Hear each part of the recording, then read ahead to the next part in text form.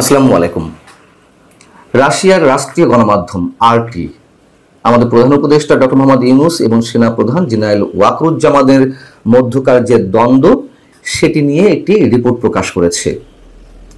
এবং যেহেতু আরটি রাশিয়ার রাষ্ট্রীয় গণমাধ্যম, সেই হিসেবে বাংলাদেশের বর্তমান যে রাজনৈতিক পরিস্থিতি, বিশেষ করে সাম্প্রতিক সময়ের যে তুমুল আলোচিত ইস্যু করিডর, সে সম্পর্কে তাদের মনোভাবে নানান ধরনের ইঙ্গিত আমরা পেতে পারি।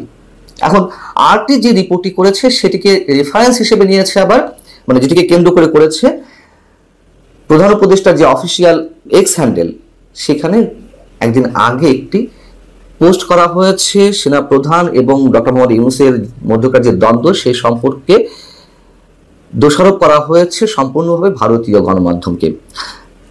এক্স হ্যান্ডেলের এই দাবিটি কতখানি যৌক্তিক সে বিষয়ে খণ্ডন করব। তার আগে সেখানে কি বলা হয়েছে, আরটি যেটি তুলে ধরেছে সে সম্পর্কে আপনাদেরকে একটু সংক্ষেপে বলি।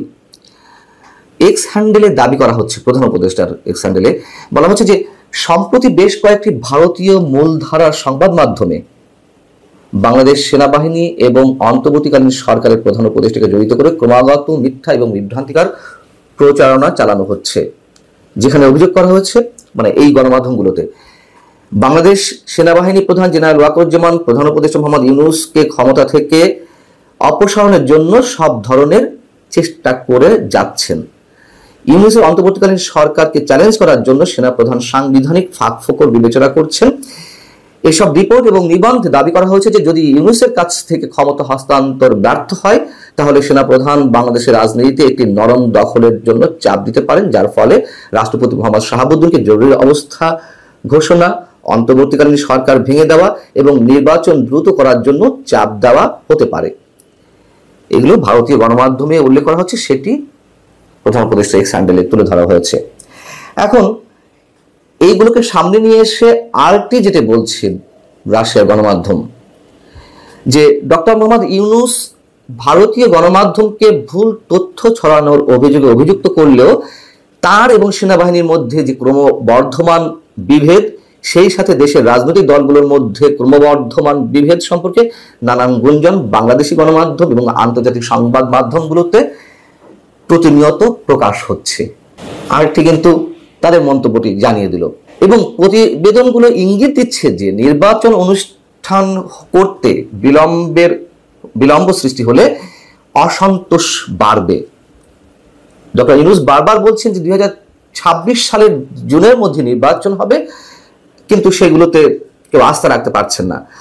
গত সপ্তাহে অন্তর্বর্তীকালীন প্রশাসনের মধ্যে তীব্র উত্তেজনা সৃষ্টি হয়।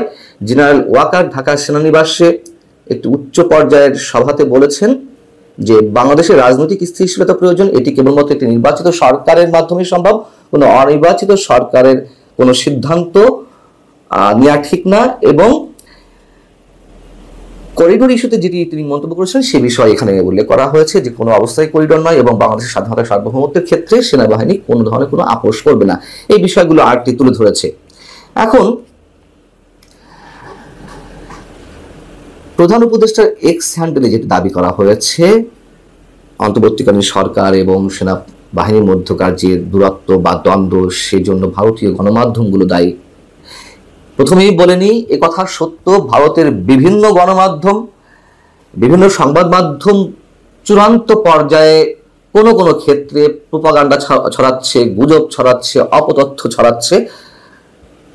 অবশ্যই আমরা এর সঙ্গে একমত এবং আমি নিজেও অনেকবার এই প্রসঙ্গে বলেছি। কিন্তু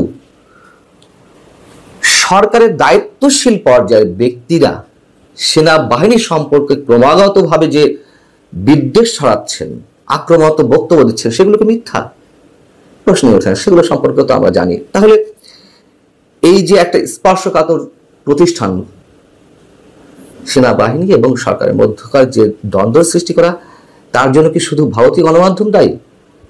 আপনারা সব জানেন, আমি শুধু একটু মনে করিয়ে দিই। আসিফ মাহমুদ সজীব ভুঁইয়া গত কয়েকদিন আগে একটি বাংলাদেশের টেলিভিশন চ্যানেলে সাক্ষাৎকারে বললেন যে সেনাপ্রধান তিনি অন্তর্বর্তীকালীন সরকার প্রধান হিসেবে ডক্টর মোহাম্মদ ইউনূসকে কিছুতেই মেনে নিতে পারছিলেন না, তার নামে একাধিক মামলা রয়েছে, কিভাবে মামলার অভিযুক্ত একজন ব্যক্তি বাংলাদেশের সরকার প্রধান, সেসব কথা তিনি বলেছেন নাকি, এটি আসিফ মাহমুদ সজীব ভুঁইয়া বলেছেন।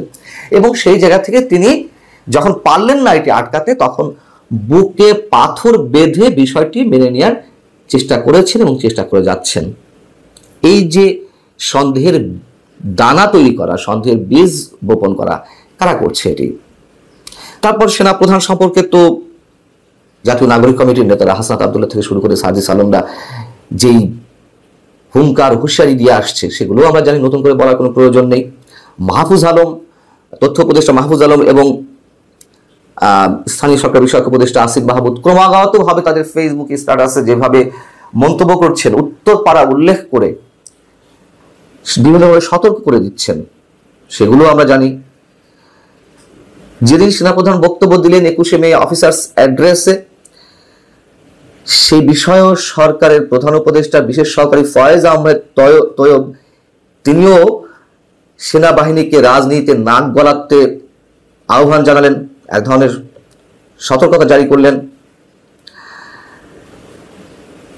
সেনাবাহিনী রাজনীতিতে আসতে চায় না, সেনাপ্রধান স্পষ্টভাবে অনেকবার উল্লেখ করেছেন। কিন্তু অবশ্যই বাংলাদেশের বর্তমান পরিস্থিতিতে তাদের একটি বড় রোল প্লে করা হোক, এটি সবাই চায়। যাই হোক, নাসিরউদ্দিন পাটোয়ারী জাতীয় নাগরিক কমিটির অন্যতম নেতা, সম্ভবত সিনিয়র যুগ্ম আহ্বায়ক, তিনি তো গত বুধবারও একটি অনুষ্ঠানে বললেন, কি বললেন? ভয়ঙ্কর অবমাননাসূচক বক্তব্য।